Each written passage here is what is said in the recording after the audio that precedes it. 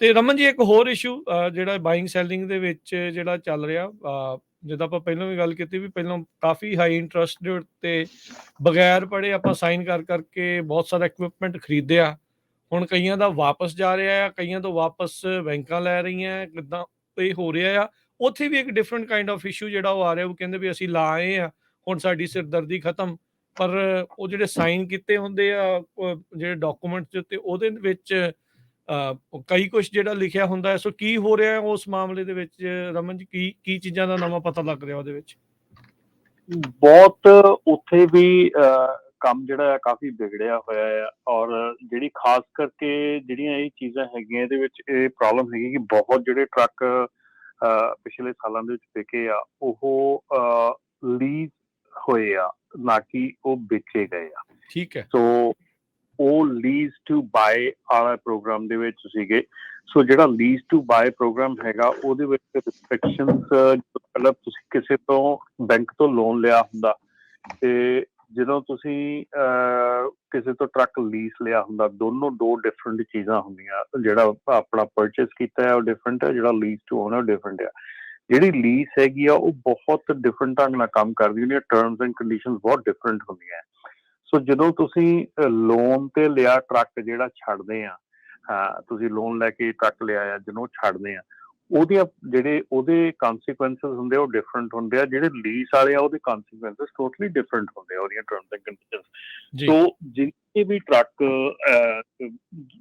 ਆਪਾਂ ਇਹੋ ਹੀ ਗੱਲ ਕਰ ਰਹੇ ਸੀ ਕਿ ਜੇ ਤੁਹਾਡੇ ਕੋਲੋਂ ਪ੍ਰੋਬਲਮ ਆ ਰਹੀ ਹੈ, ਨਹੀਂ ਚੱਲ ਰਿਹਾ ਹੈਗਾ, ਤੇ ਡੈਫੀਨੇਟਲੀ ਜਿਹੜੇ ਵੀ ਬੈਂਕ ਕੋਲੋਂ ਜਿਹੜੇ ਵੀ ਕੋਲੋਂ ਤੁਸੀਂ ਲਿਆ ਹੈਗਾ ਉਹਨਾਂ ਨਾਲ ਬੈਠ ਕੇ ਆਪਣੀਆਂ ਟਰਮਸ ਐਂਡ ਕੰਡੀਸ਼ਨਸ ਜਿਹੜੀਆਂ ਪਹਿਲਾਂ ਉਹਨਾਂ ਤੇ ਵਿਚਾਰ ਕਰੋ ਕਿ ਕੀ ਟਰਮਸ ਤੁਹਾਨੂੰ ਛੱਡਣ ਦਾ ਕੀ ਕਾਸਟ ਪੈ ਰਹੀ ਆ। ਛੱਡਣਾ ਟਰੱਕ ਇਹ ਨਹੀਂਗਾ ਕਿ ਤੁਸੀਂ ਉਹ ਟਰੱਕ ਕਿਸੇ ਦੇ ਖੜਾ ਕਰਤਾ ਤੇ ਗੱਲ ਮੁੱਕ ਗਈ, ਹੈ ਨਾ। ਕਿਉਂਕਿ ਮੈਂ ਜਿੱਦਾਂ ਪਹਿਲਾਂ ਕਿਹਾ ਕਿ ਲੀਜ਼ ਜਿਹੜੇ ਕੀਤੇ ਟਰੱਕ ਆ ਉਹਨਾਂ ਦੀਆਂ ਟਰਮਸ ਐਂਡ ਕੰਡੀਸ਼ਨਸ ਬਹੁਤ ਡਿਫਰੈਂਟ ਆ। ਸੋ ਉਹ ਸਿਮਿਲਰ ਨਹੀਂ ਹੈਗੀਆਂ ਜਿਵੇਂ ਆਪਾਂ ਬੈਂਕ ਦੇ ਵਿੱਚੋਂ ਟਰੱਕ ਬਾਏ ਕਰਦੇ ਹਾਂ ਜਾਂ ਬੈਂਕ ਦੇ ਕੋਲੋਂ ਟਰੱਕ ਬਾਏ ਕਰਦੇ ਹਾਂ, ਉਹਦਾ ਲੋਨ ਬੈਂਕ ਕਰਦਾ, ਉਹਦੇ ਨਾਲੋਂ ਲੀਜ਼ ਵਾਲੀਆਂ ਟਰਮਸ ਐਂਡ ਕੰਡੀਸ਼ਨ ਬਹੁਤ ਡਿਫਰੈਂਟ ਆ। ਸੋ ਇਸ ਕਰਕੇ ਜੇ ਤੁਸੀਂ ਟਰੱਕ ਛੱਡਣਾ ਹੈਗਾ ਜਾਂ ਕੋਈ ਇੱਦਾਂ ਦੀ ਇਸ ਸਿਚੁਏਸ਼ਨ ਤੁਹਾਡੀ ਆ ਰਹੀ ਹੈਗੀ ਆ ਤੇ ਆਪਣੀਆਂ ਟਰਮਸ ਐਂਡ ਕੰਡੀਸ਼ਨ ਪਹਿਲਾਂ ਚੈੱਕ ਕਰੋ। ਹੋ ਸਕਦਾ ਹੈ ਤੁਹਾਡੀਆਂ ਟਰਮਸ ਐਂਡ ਕੰਡੀਸ਼ਨ ਇੰਨੀਆਂ ਕੁ ਭੈੜੀਆਂ ਹੋਣ ਕਿ ਤੁਹਾਨੂੰ ਛੱਡਣ ਦੇ ਵਿੱਚ ਤੁਹਾਨੂੰ ਬਹੁਤ ਜ਼ਿਆਦਾ ਨੁਕਸਾਨ ਹੋਵੇ। ਸੋ ਪਲੀਜ਼ ਇਹ ਜਿਹੜੀਆਂ ਚੀਜ਼ਾਂ ਹੈਗੀਆਂ ਇਹਨਾਂ ਦੇ ਵਿੱਚ ਕਾਫੀ ਅੱਜ ਕੱਲ੍ਹ ਸੁਣਨ ਨੂੰ ਆ ਰਿਹਾ ਹੈਗਾ ਕਿ ਟਰੱਕ ਛੱਡਿਆ ਹੈਗਾ ਆ ਤੇ ਹੁਣ ਉਹ ਪਿੱਛੇ ਕਲੈਕਸ਼ਨ ਦੀਆਂ ਕਾਲਸ ਆਉਣੀਆਂ ਸ਼ੁਰੂ ਹੋ ਗਈਆਂ, ਆਹ ਹੋ ਗਿਆ, ਉਹ ਹੋ ਗਿਆ। ਸੋ ਪਲੀਜ਼ ਇਹ ਜਿਹੜੀਆਂ ਚੀਜ਼ਾਂ ਆ ਇਹ ਬਹੁਤ ਜ਼ਰੂਰੀ ਆ। ਜੀ ਜੀ ਬਿਲਕੁਲ। ਸੋ ਖਰੀਦਣ ਲੱਗਿਆ ਵੀ ਤੇ ਬਾਅਦ ਚ ਹੁਣ ਜੇ ਵਾਪਸ ਕਰਨ ਲੱਗਿਆ ਵੀ ਭਾਈ ਧਿਆਨ ਜਿਹੜਾ ਉਹ ਦਓ, ਬਾਅਦ ਚ ਔਖਾ ਨਾ ਹੋਵੇ, ਕੰਮ ਖਰਾਬ ਜਿਹੜਾ ਉਹ ਹੋ ਜਾਂਦਾ। ਬਾਕੀ ਜੇ ਕਲੈਕਸ਼ਨ ਵਗੈਰਾ ਫਿਰ ਤੁਹਾਡੇ ਰੈਕਡ ਤੇ ਚਲ ਗਈਆਂ ਤਾਂ ਫਿਰ ਮੁੜ ਕੇ ਕਹਾਂ ਕਿਸੇ ਨੇ ਕੋਈ ਵੀ ਪ੍ਰਾਪਰਟੀ ਖਰੀਦਣੀ ਆ, ਕਾਰ ਟਰੱਕ ਖਰੀਦਣਾ ਤੇ ਬਹੁਤ ਅਸਰ ਉਹਦਾ।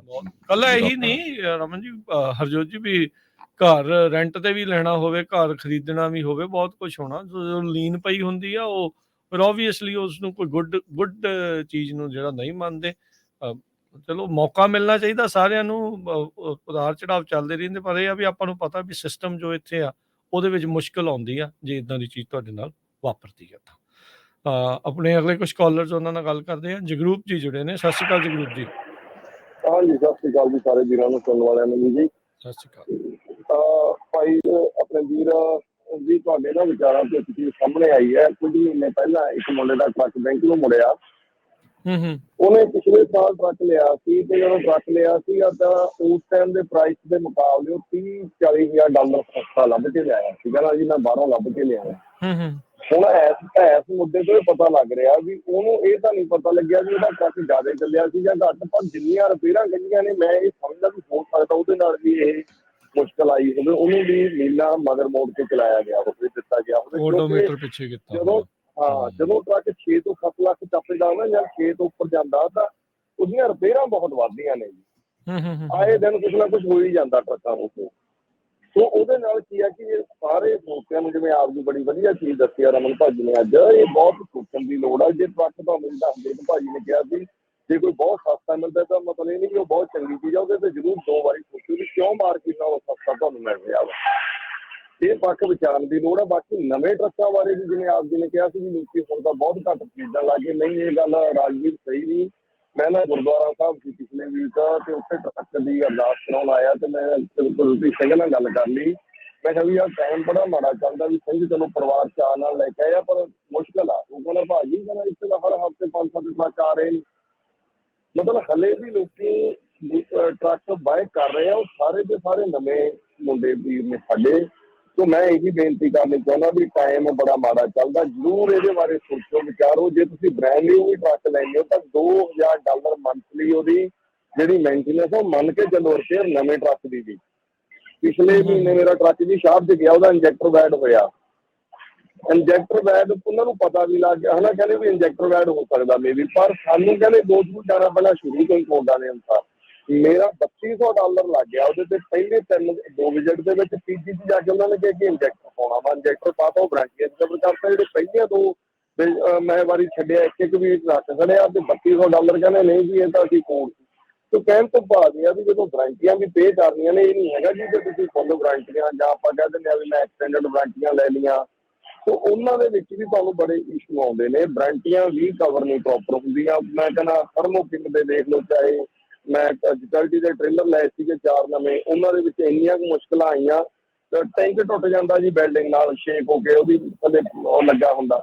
ਕਹਿ ਦਿੰਦੇ ਜੀ ਇਹ ਮੈਨੂਅਲ ਫਾਲਟ ਨਹੀਂ ਹੈਗਾ, ਇਹ ਵਾਰੰਟੀਆਂ 'ਚ ਕਵਰ ਨਹੀਂ ਹੁੰਦਾ। ਦੱਸੋ ਕੋਈ ਤੁਸੀਂ ਉਹਦੀ ਪੱਤੀ ਸਟਰੋਂਗ ਨਹੀਂ ਲਾਈ, ਉਹਨੂੰ ਡਿਜ਼ਾਈਨ ਗਲਤ ਹੋ ਗਿਆ, ਉਹ ਸ਼ੇਕ ਹੋ ਕੇ ਟੁੱਟਦਾ, ਤੇ ਫਾਲਟ ਤਾਂ ਕੰਪਨੀ ਦਾ ਹੀ ਆ ਨਾ। ਪਰ ਨਹੀਂ, ਉਹ ਸਾਰਾ ਮਤਲਬ $1200 ਦਾ $1500 ਦਾ ਖਰਚਾ ਜਿਹੜਾ ਉਹ ਕਸਟਮਰ ਨੂੰ ਪੈਂਦਾ। ਸੋ ਮੈਂ ਸਿਰਫ ਇਹੀ ਗੱਲ ਪੱਖ ਰੱਖਣਾ ਚਾਹੁੰਦਾ ਸੀ ਵੀ ਇਹ ਨਾ ਸੋਚੋ ਜੇ ਤੁਸੀਂ ਪੁਰਾਣਾ ਟਰੱਕ ਲੈਂਦੇ ਹੋ ਤਾਂ ਹੀ ਤੁਹਾਡੇ ਖਰਚੇ ਵਧਣੇ ਆ, ਮੇਨਟੇਨੈਂਸ ਹੋਣੀ ਆ। ਅੱਜ ਦੇ ਟਾਈਮ 'ਚ ਵਾਰੰਟੀਆਂ ਲੈ ਕੇ ਵੀ ਜਿਹੜੇ ਨਵੇਂ ਵੀਰ ਬਾਹਰ ਹੈਗੇ ਨੇ, ਉਹ ਇਹ ਸੋਚ ਲਓ ਵੀ ਤੁਹਾਡਾ 2000 ਮਹੀਨੇ ਦੀ ਰਿਪੇਅਰ ਐਡ ਕਰਕੇ ਖਰਚੇ ਕੱਢੋ। ਬ੍ਰੈਂਡ ਨਿਊ ਟਰੱਕਾਂ ਦੇ ਬ੍ਰੈਂਡ ਨਿਊ ਟ੍ਰੇਲਰਾਂ ਦੇ ਵੀ ਖਰਚੇ ਪੈਣੇ ਹੀ ਪੈਣੇ ਨੇ।